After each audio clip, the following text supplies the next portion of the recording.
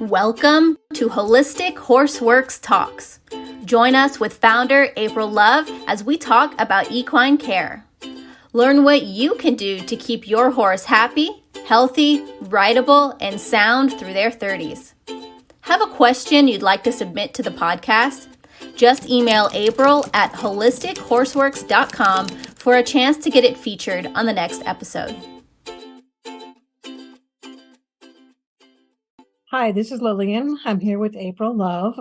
I was wondering during the summer, should I electrolyte my horse or not?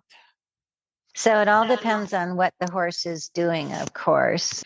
And powdered electrolytes burn the esophagus, and most people don't know that. When I was doing 50-mile endurance rides and people had the paste tubes, they were fighting with the horse's head was all over, they were grabbing the bit and forcing it in their mouth. And it's like you taking a teaspoon of powdered Gatorade and just letting it sit in the back of your throat. It just really burns.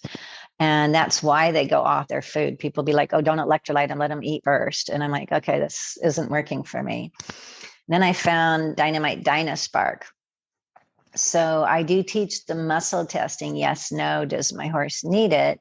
But I find that the Dyna Spark is a little bit more bioavailable and softer to the system. It's a raw organic molasses based, and it has ismene silica in it, which it helps detoxify liver and kidneys, helps pull out lactic acid. But it tastes so good. To me, it's like eating salt and vinegar potato chips, and any water you drink after that would taste so good.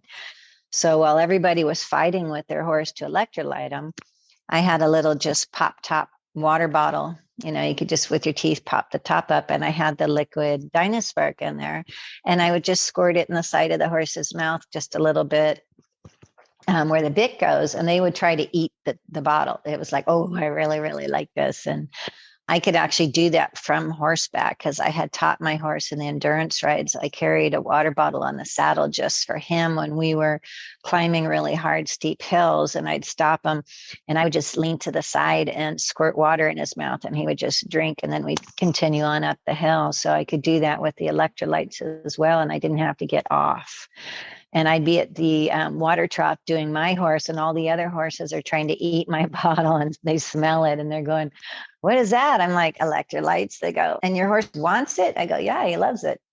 And he would only suck on the bottle as much as he needed. So electrolyting shouldn't be a big, hard, long dose. It should be little bits more often. If you were a basketball player or something, you wouldn't fill up on electrolytes. You would take sips, you know, as you're sweating, and the potassium and calcium, magnesium that you need for the muscle function, and electrolytes and the salt, you know, you want that to be more over a sustained period. So giving a little bit more often is always better.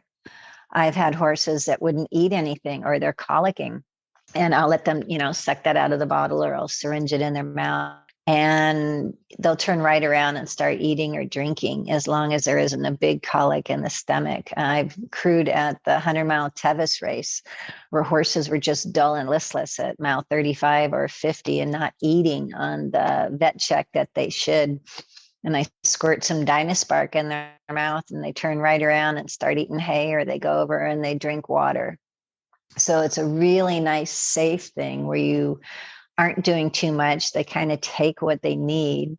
If you travel, like I was doing in endurance rides, and some of the water smelled bad, you could put like a half a teaspoon in the water bucket, and then the horses would still drink. Because when you're hauling and traveling, you need to have the electrolytes. They're sweating, they're pooping and peeing in the trailer, they're having to sleep somewhere that's uncomfortable, or new barn or something.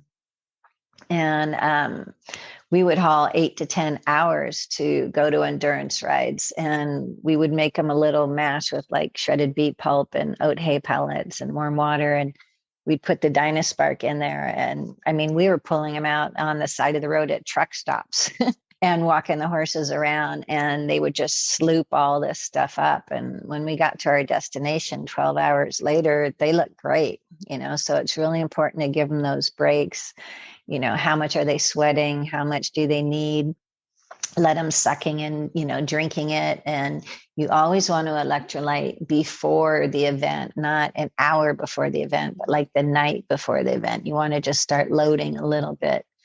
And the reason that it works so well with colicky horses is salt by osmosis pulls water from the other surrounding areas and can give you diarrhea-ish kind of symptoms. So if my horse went to an endurance ride and he had loose stools, I was actually happy because there's a lot of water in his gut before we're going to go do 50 miles. I'd rather see that than hard packed poop balls coming out, which tells me he's dehydrated and his system isn't moving along really well.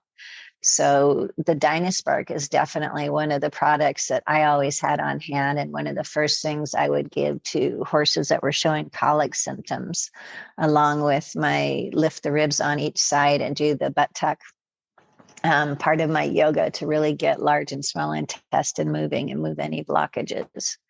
So you can find the Dyna Spark on my Dynamite website. It's very tasty and all animals like it, but I would just give it to your horses at least once or twice a week when the weather's hot and they're sweating.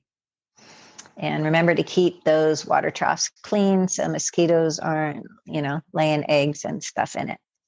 And my ebook is www.horseacademy101.com. That's a good free ebook that you can get on where all the horse problems start.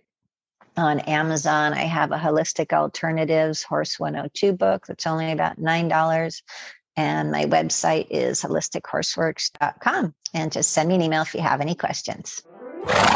Thank you for tuning in to another episode of Holistic Horseworks Talks with April Love.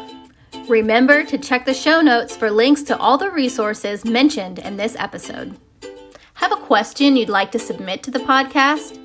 Email April at HolisticHorseWorks.com for a chance to get it featured on the next episode.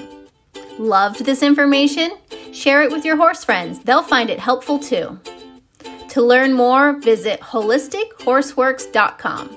And before you go, make sure you have a copy of our free ebook, Horse 101, Everything You Wish You Had Known Before You Got Your First Horse, at HorseAcademy101.com.